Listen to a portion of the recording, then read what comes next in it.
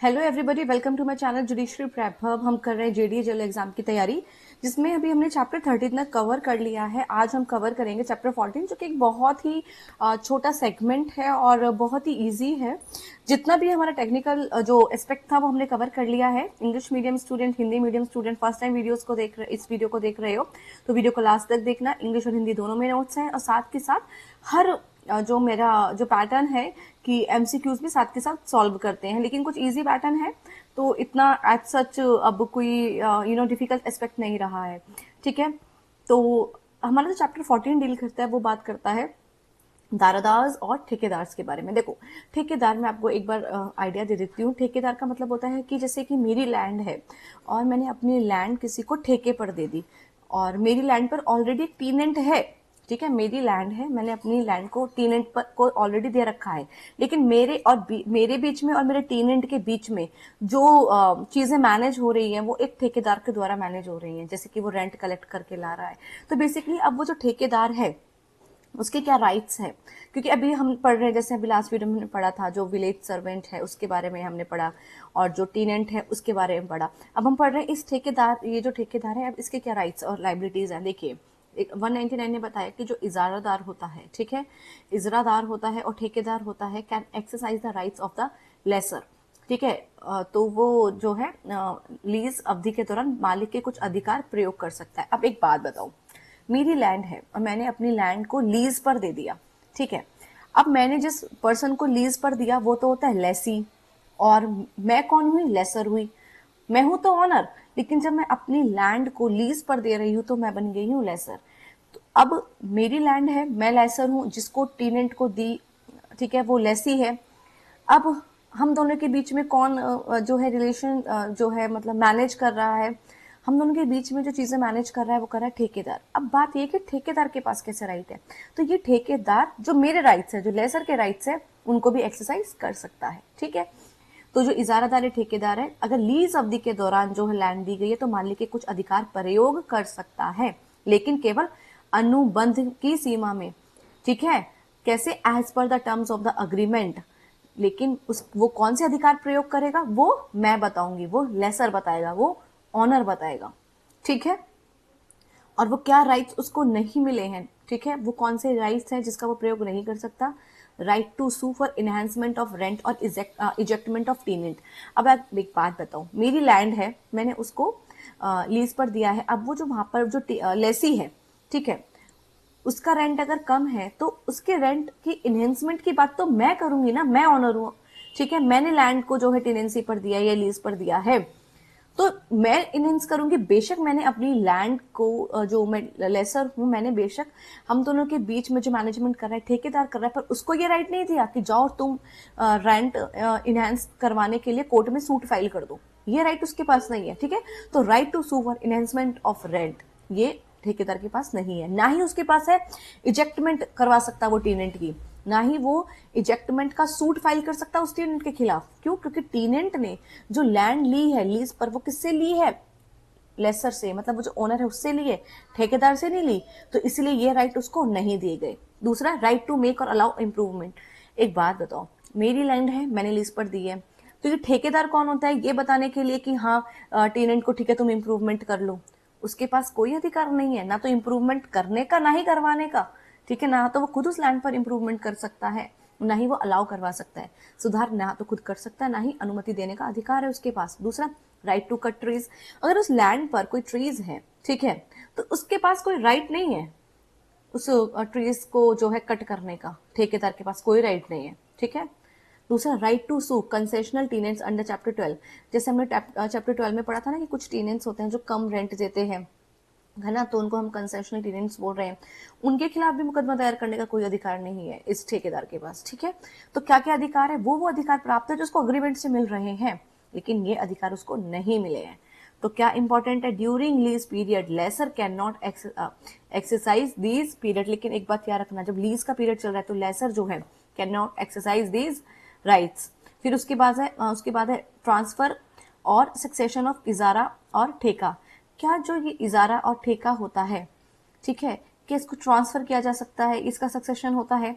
तो देखिए क्या बोला, जो इंटरेस्ट होता है इजारदार का और ठेकेदार का, जिस लैंड में ठेकेदार और इजारदार का इंटरेस्ट है, ठीक है, इज जनरली नॉट ट्रांसफरेबल और हेरिटेबल, ठीक है, ना तो वो ट्रांसफर हो सकता है ना ही वो विरासत में जा सकता है, unless specifically allowed in the agreement. अगर अग्रीमेंट में ये बात की गई है तब तो बात अलग है, वरना इंटरेस्ट ऑफ इजारदार और ठेकेदार इज नॉट ट्रांसफरेबल और नॉट हेरिटेबल, ठीक है। इजारदार का अधिकार सामान्यतः ना तो ट्रांसफर हो सकता है ना ही विरासत में दिया जा सकता है जब तक कि अनुबंध में अनुमति ना हो, ठीक है।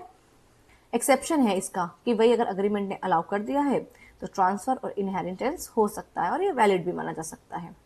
इफ हेरिटेबल, ठीक है, और अगर अग्रीमेंट में ये बात लिख दी गई है कि जो इजारदार है उसका जो इंटरेस्ट है, उसका जो इंटरेस्ट सक्सेशन के थ्रू जा सकता है, जैसे कि मैंने अपनी लैंड को ठेके पर दी हुई है, अब ऐसा हुआ, अब ठेकेदार के बाद उसका जो इंटरेस्ट है वो किसको मिलेगा, उसके बेटे को मिल जाएगा इनहेरिट होकर। तो ये बात उसके बेटे को तभी उसका इंटरेस्ट मिलेगा जब ये बात ऑलरेडी एग्रीमेंट में लिखी हुई हो। और एक बात हमेशा याद रखना, ठेकेदार का जब इंटरेस्ट को आप सक्सेशन के थ्रू दे रहे हैं तो वो पर्सनल लॉ से गवर्न होगा। मैंने आपको हर जगह बता रखा है कि कौन पर्सन किस लॉ से गवर्न हो रहा है, कुछ पर्सन इस एक्ट से गवर्न हो रहे हैं, ठीक है, कहीं कहीं पे ये बात लिखी है कि आप पर्सनल लॉ से गवर्न होंगे, जैसे हिंदू है तो हिंदू लॉ से गवर्न होगा, मुस्लिम है तो वो मुस्लिम लॉ से गवर्न होगा। उसी तरीके से अगर कोई ठेकेदार है उसका इंटरेस्ट अगर क्या हो रहा है, उसका इंटरेस्ट अगर ट्रांसफर हो रहा है तो फिर पर्सनल लॉ के तहत उसको फॉलो किया जाएगा। ग्राउंड ऑफ इजेक्टमेंट, अब ठेकेदार को अगर हमें बेदखली करानी है तो उसका ग्राउंड क्या है, तो एक बात हमेशा याद रखना, जो इजारदार और ठेकेदार है उसको इजेक्ट किया जा सकता है, ठीक है, और ये इसके कुछ ग्राउंड्स दिए गए हैं। इजारदार को कुछ कारणों पर बेदखल किया जा सकता है। पहला, नॉन पेमेंट ऑफ रेंट। एक बात बताओ, हमने इजारदार को क्यों रखा था, जो मैनेज करने के लिए ना, प्रॉपर्टी को, जो हमारी लैंड है उसको मैनेज करने के लिए। अब वो टीनेंट से जो है रेंट उसको इसलिए रखा गया था ठेकेदार को कि आप जो टीनेंट है उससे रेंट कलेक्ट करना, ठीक है। कुछ ड्यूटीज दी गई थी वो परफॉर्म नहीं कर रहा, जैसे कि किराया नहीं दे रहा है, जो उसको कलेक्ट करने का राइट दिया था वो अब क्या है, लेसर को वो रेंट नहीं पे कर रहा है, या फिर मिसयूज कर रहा है लैंड का, ठीक है, या फिर वायलेशन कर रहा है राइट ऑफ लेसर के, क्योंकि हमने पढ़ा ना कि उसको लेसर के कुछ राइट्स मिल सकते हैं अग्रीमेंट से, और अगर उसको राइट मिल गए तो वो उसका वायलेशन कर रहा है। तीसरा, breach of condition of agreement. Agreement के अंदर कंडीशंस कुछ दी गई थी, उसी का उसने उल्लंघन कर दिया, ठीक है, अनुबंध का उल्लंघन कर दिया। एक्सपायरी ऑफ लीज टर्म, जितने टर्म पीरियड के लिए उसको ठेके पर जो है रखा गया था, ठीक है, जैसे कि लेसर और लेसी, ठीक है, लेसर और लेसी के बीच में रिलेशन जो है मैनेज करने के लिए ठेकेदार को रखा गया था। अब वो लीज टर्म है वो ही एंड हो गई, तो फिर अब ठेकेदार का क्या काम, ठीक है, तो वो उस ग्राउंड पे भी उसको इजेक्ट किया जा सकता है।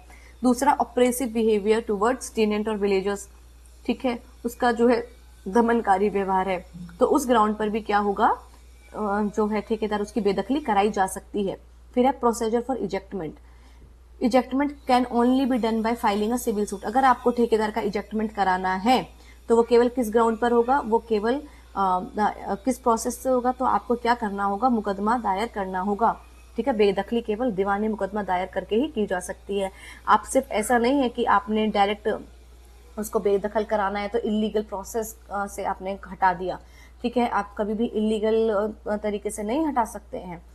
ठेकेदार को अगर रिजेक्ट कराना चाहते हैं तो आपको सिविल सूट इंस्टीट्यूट करना पड़ेगा, ठीक है, दीवानी मुकदमा क्या करना पड़ेगा, दायर करना होगा। फिर है रेमेडी फॉर रॉन्गफुल इजेक्टमेंट। अगर आपने ठेकेदार को, ठीक है, गलत तरीके से बेदखल किया है तो अब ठेकेदार के पास क्या रेमेडी है, तो इफ इजारदार और is wrongfully ejected he can claim compensation. तो उसको एक ही रेमेडी है कि भाई आप कंपनसेशन मतलब मुआवजा जो है उसके लिए क्या कर सकते हैं, मुकदमा दायर कर सकते हैं या मुकदमे का दावा कर सकते हैं। गलत तरीके से बेदखल होने पर इजारदार मुआवजे का दावा कर सकता है, ठीक है। तो ये पॉइंट याद रखना है, रेमेडी क्या है रॉन्गफुल इजेक्टमेंट की, कंपनसेशन। फिर है सरेंडर। इजारदार में surrender his interest with the consent of lessor. क्या इजारदार जो है वो अपना जो इंटरेस्ट है उसको सरेंडर कर सकता है, बिल्कुल कर सकता है, ठीक है।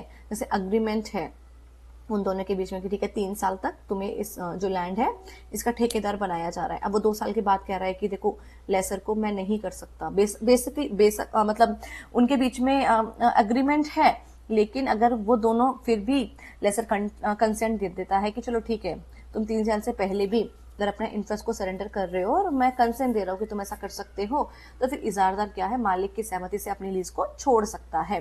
सरेंडर कर सकता है his interest with the consent of the lessor. फिर है होल्डिंग ओवर। होल्डिंग ओवर का मतलब होता है इफ इजारदार कंटिन्यू इन पोजेशन, इजारदार जो है पोजेशन में रहता है, अवधि समाप्त होने के बाद भी क्या कर रहा है, किराया स्वीकार किया जा रहा है, तो लीज जो है साल दर साल नवीनीकृत मानी जाएगी। इफ इजारदार continue in possession after expiry of lease and lessor accept rent, the lease is deemed renew year to year. देखो सिंपल सी बात है, जितना लीज का टर्म था, ठीक है, वो एक्सपायर हो गई, उसके बाद जब लेसी रेंट पे कर रहा है और जो लेसर है उसको एक्सेप्ट कर रहा है, तो ये माना जाएगा ना कि जो लीज है उसको रिन्यू कर दिया गया है ईयर टू ईयर, ठीक है, तो इसी को हम होल्डिंग ओवर कहते हैं। तो चलिए अब एमसीक्यू कर लेते हैं। Which right can not be exercise by an इजारदार, क्या नहीं कर सकता, तो वो suit for rent enhancement file कर सकता है, वो नहीं कर सकता। Which right can not be exercise by इजारदार, तो ना वो ट्रीज को भी वो कट नहीं कर सकता। मैनेज को जो लैंड है उसको मैनेज कर सकता है, यस।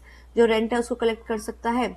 और विच राइट, और देखो एक बात, जैसे सूट फॉर रेंट जो इन्हांसमेंट के लिए ये जो ये भी इजारदार नहीं कर सकता, लेकिन हमें यहाँ पर बेसिकली देखना है जो मेन, अगर आप देखेंगे तो यहाँ पे क्या लिखा है, राइट टू कट ट्रीज वो नहीं कर सकता, right to sue for enhancement of rent और इंजेक्टमेंट ऑफ टेनेंट। लेकिन अगर यहाँ पर एक ग्राउंड दे दिया गया है, क्योंकि दो इसमें जो दो पॉइंट्स हैं वो एक्स्ट्रा लिख दिए गए हैं, सूट फॉर रेंट इन्हांसमेंट, ठीक है, ये भी इसमें ऐड है, दोनों ही चीज ऐड है, ठीक है। उसके बाद है इजार इंटरेस्ट इज जनरली, क्या होता है, जो जैसे किसी को आपने इजारादार बना रखा है लैंड का, तो क्या वो अपने इंटरेस्ट को ट्रांसफर कर सकता है, नहीं कर सकता। नॉन ट्रांसफरेबल और नॉन हेरिटेबल होता है अनलेस अगर आपने एग्रीमेंट करके अलाउ किया है तो।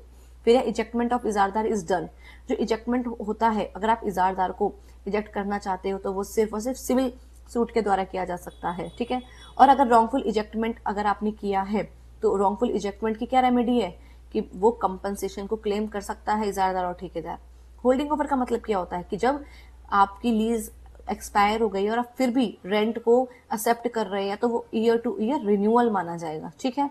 फिर क्या है, ग्राउंड ऑफ इजेक्टमेंट, तो जो ग्राउंड होते हैं इजेक्टमेंट के, उसके अंदर क्या क्या इंक्लूड है, तो गुड बिहेवियर पर आप किसी को इजेक्ट कर सकते हो, बेदखल कर सकते हो, नहीं करोगे। रेंट पे कोई ढंग से पे कर रहा है तो क्या उसको आप बेदखल कर सकते हो, नहीं।